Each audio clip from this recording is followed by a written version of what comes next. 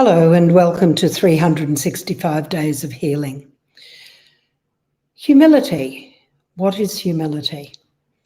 Humility is when we look at ourselves and those around us and we recognise that we're no better or worse or anything compared to anybody else.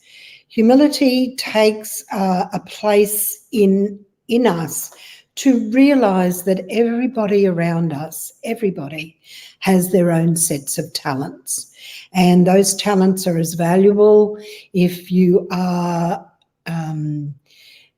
doing something that is not recognised socially as being valuable, as somebody who has, say, all the money under the sun, lives in the big house, is recognised as the celebrity, and says to the world, I am wonderful and this is who I am and I'm better than you and so on and so forth. It doesn't matter who you are or what you are. When you are humble, when you have humility, when you have meekness, you recognise that everybody has their talents. Doesn't matter if it's somebody that doesn't achieve very much, but holds the peace and holds the energy of love and does nothing else but that, than the person that, say, has everything and thinks they're great. Humility is actually about strength, because when we don't have to sell a story about how great we are, where we're grasping to draw energy out of everything around us, but we look to something higher than what we are, that we look outside of ourselves, say to nature, or to what we perceive as God, goddess, which is really who we are anyway. But when we recognise we are no better than anybody else, even those people that are telling you how wonderful they are, they have their place in this world too, because they are the opposite, say, of somebody who is humble and works from a place of humility. And so the contrast of that allows us to see that we don't want to be that, but we gain strength of character and strength of purpose out of being humble. So the contrast is there. Even they have their place to allow us to see what we don't want to be, or what does not work for them, but it actually works for us. Because people that don't have humility very often are grasping at drawing in energy from any direction they can find it. They are taking energy from everything around them, whether it be from other people, from people that they perceive are higher than what they are, and then pretending to kowtow to them so that they can draw energy from them and gain more, say, material things, or those that take energy from animals. And one of the things that we talk about is that if we don't see that we're drawing energy from animals in a very destructive manner because of the way we treat them, then we do not have humility even in that animal kingdom. And don't forget, we are part of that animal kingdom. We are not divorced from nature. We are a part of nature.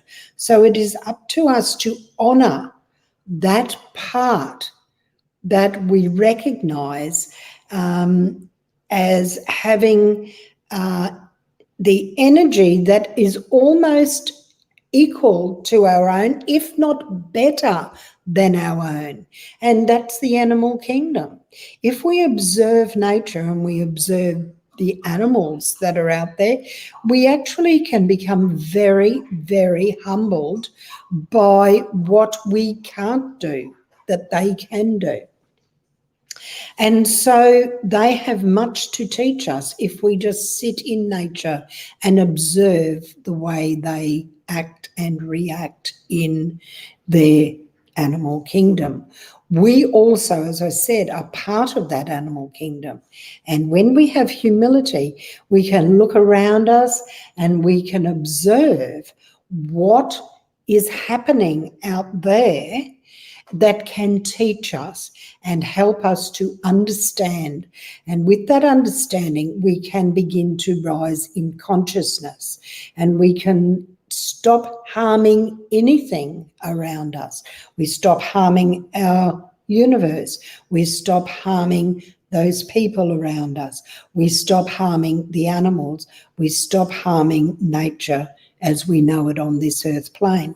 And when we work from that perspective of one of humility, that we are a very small part of this world that we live in fact, we are a very small part of the universe, and it is all of us together that make the whole, that make what the actual monad is of what universal consciousness is about. We seem to have this yearning in us to want to strive to go back to the source of everything. And with humility and with recognition that we can be taught by everything around us, with that humility, we take a step closer and closer to that universal consciousness. And so we just become a part of the whole right back at the beginning before it took form in the forms that we understand now. We move through the dimensions, in other words, and go back to the source of everything. So humility, it's not an easy thing to maintain or even understand, because here in this 3D world, we have an ego, and that energy of the ego is about survival at any cost. So it takes in any energy it can, and it even fools us, our higher self. It is a cunning little beast, that ego, because it will do anything to pretend, even to us, that we are on a track to ascension, going through the dimensions until we go back to the source of everything.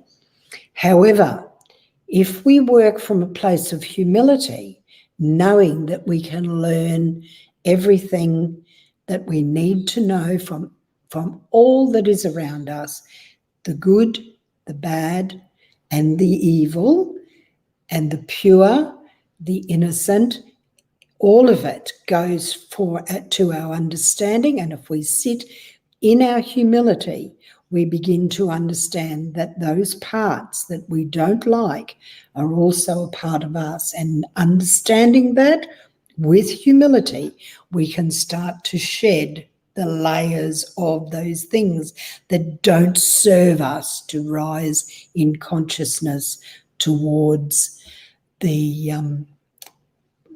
essence and the source of everything. So with humility, I say thank you for listening, and I'll talk to you again soon. Namaste.